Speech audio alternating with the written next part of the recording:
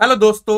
देखिए, जब भी हमारे एग्जाम्स पास आने शुरू होते हैं ना, तो सारे बच्चों का एक ही मेन पॉइंट होता है कि कम टाइम में ज्यादा आउटपुट कैसे निकालूं, कम टाइम में ज्यादा कैसे पढ़ूं।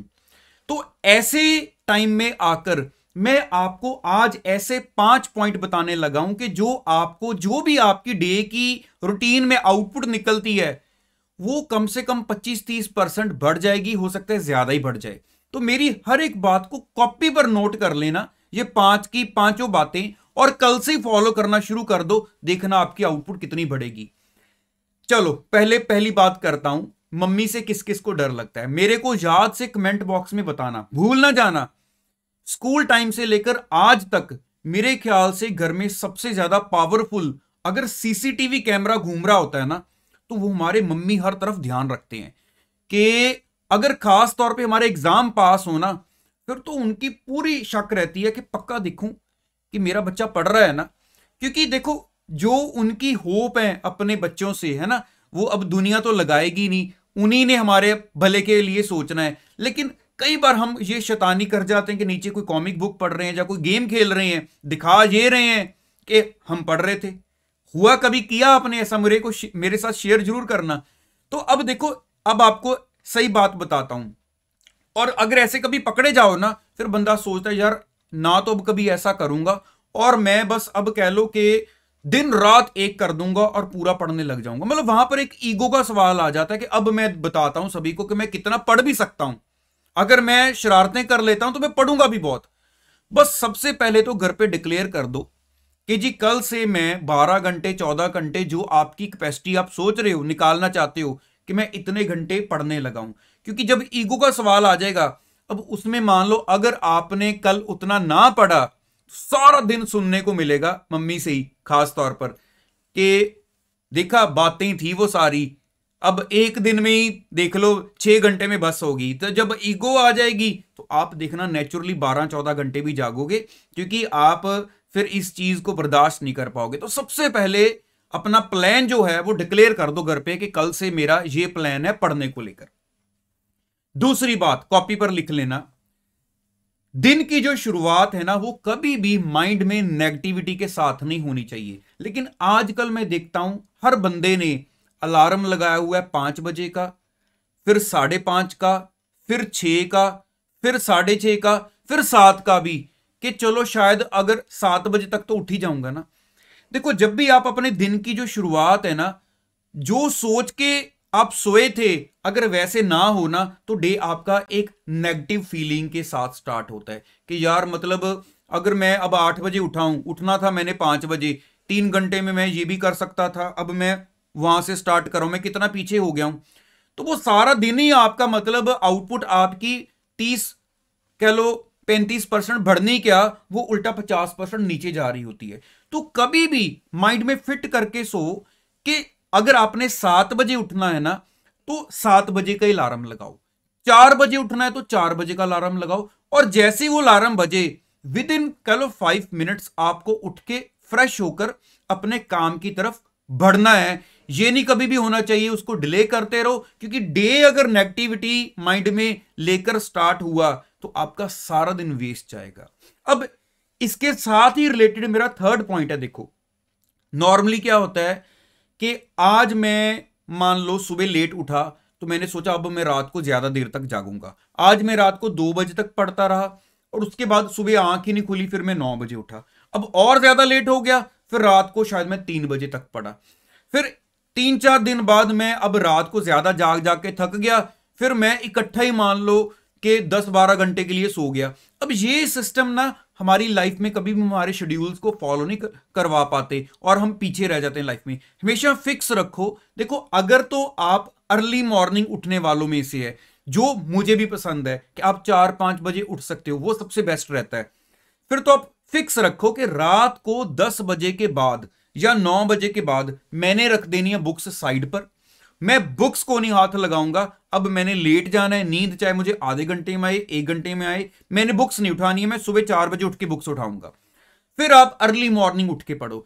अगर आपको लगता है कि आप लेट नाइट सिटिंग वाले बच्चे हो, कि रात को 4-5 बजे तक जागते हो जैसे सुबह होने तक, तो फिर आप उस रूटीन में रहो, मतलब फिक्स रखो। ये नहीं कि कभी रात को एक्स्ट्रा जाग रहे हो, कभी सुबह जल्दी उठ रहे हो, फिर आपसे सही रूटीन आपकी फॉलो नहीं होगी, ना ही आपके शेड्यूल फॉलो होंगे। ठीक है, कोशिश करो रात को टाइम सिर सोकर सुबह जल्दी जागो। ठीक है, अब देखो एक बात और जो मुझे लगता है कि हम लोगों में ना बहुत बड़ी कमी है, अलार्म फोन पर होता है तो सुबह उठते ही फोन हाथ में पहले आता है, तो आंख अभी पूरी खुली है या नहीं खुली है, लेकिन नोटिफिकेशन सामने आ जाती हैं और डे की स्टार्टिंग ही हमारी शायद कोई यूट्यूब की नोटिफिकेशन या हमारी मान लो कोई फेसबुक की नोटिफिकेशन, कोई व्हाट्सएप के मैसेज, वहां से शुरुआत हो रही है। यार दिन का जो उठकर आपका कम से कम, क्योंकि आप अभी एग्जाम पास हैं, पढ़ने वाले बच्चे हो, तो मैं ज्यादा तो नहीं बोलूंगा, कम से कम आधा घंटा जो है ना डे का स्टार्टिंग का, कम से कम होना तो वैसे 1 घंटा चाहिए,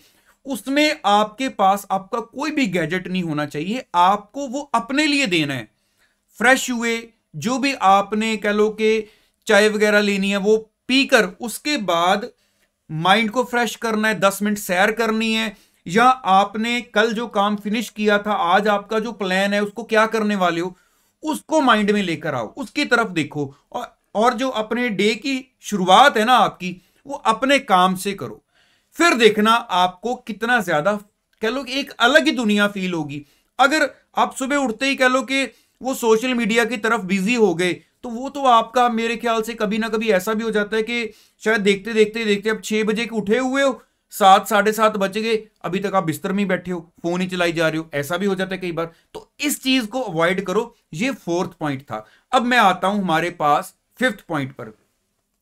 डे में जितना भी काम करते हो, चाहे वो आप थ्योरेटिकल सब्जेक्ट कर रहे हो, चाहे वो आप प्रैक्टिकल सब्जेक्ट कर रहे हो, जो भी कर रहे हो ना, कॉपी जरूर हाथ में रखो। मैंने देखा बच्चे कॉपी नहीं पास में रखते, जो भी हो रहा है वो बुक पे हो रहा है या कैलकुलेटर पे हो रहा है, कॉपी पास रखो। जितना भी काम कर रहे हो उसका कुछ परसेंट, ज्यादा ना सही 5-10% तक अपना साथ में कॉपी पर जरूर कुछ ना कुछ लिखो। अब देखो कई बार क्या होता है कि मैंने 5 पेज पढ़े है ना, थ्योरी मान लो थ्योरी कर रहे हैं, 5 पेज पढ़े और मैंने 5 पेज मान लो आधा पौना घंटा लगाया, 1 घंटे तक मैंने 10-12 पेज पढ़ लिए। अब उस 10-12 पेज में आपने कभी कोई 2-4 हेडिंग लिख ली कॉपी पर, 1 पेज पर, नेक्स्ट बुक के पेज पर जो चल रहा था वहां से आपने कोई इंपॉर्टेंट एरियाज निकाले वो लिख लिए।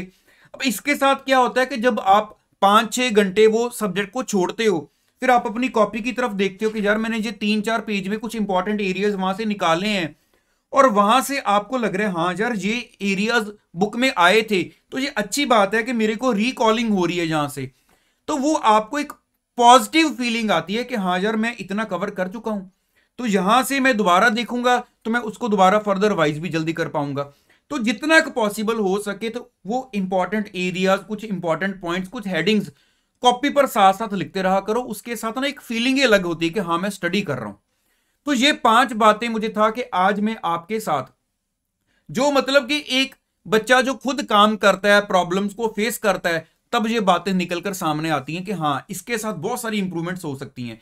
तो मुझे था कि मैं आपके साथ जरूर शेयर करूं, तो आप भी इन 5 बातों को अपने माइंड में रखना। ये एक पेज पर लिखकर अपने पास रखो, अपने फोन में रखो, चाहे कि इसको ना भूल जाना। फोन में रखोगे फिर से फोन को यूज करोगे, बेटर है कॉपी में लिख के रखना, या A4 पेपर में लिखकर चिपका लेना आप आसपास कहीं पर, बुक के ऊपर या दीवार के ऊपर। ठीक है, तो हाँ अब ये बात कह लो कि जैसे मैंने आपको 5 बातें बताई हैं, अगर आप इनको माइंड में रखोगे तो फिर देखना आपको कि डे में 25-30 या हो सकता है उससे भी ज्यादा जो है आपकी जो आउटपुट है वो जरूर बढ़ेगी।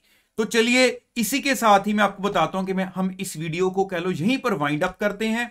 और हाँ, आपके जो भी एग्जाम्स अभी आगे बच्चों के आने वाले हैं, जनवरी के हैं, चाहे मई के एग्जाम है, मैं हर एक वीडियो सोच समझकर आपके लिए, खास कह लो कि हमारा जो कह लो कि मोटिव होता है कि आप चार्ज रहो और आपको एक रियल कह लो कि जो चीज मिलनी चाहिए वो मिले और न्यू चीज मिले। मेरी तरफ से पूरी कोशिश रहेगी कि आपको वो मैं डेली बेसिस पर अवेलेबल कराऊं। तो चलिए ऑल द बेस्ट मेरी तरफ से सभी बच्चों को। मिलते हैं नेक्स्ट वीडियो में। चैनल को जाते जाते ज्वाइन जरूर कर लेना। Thank you so much.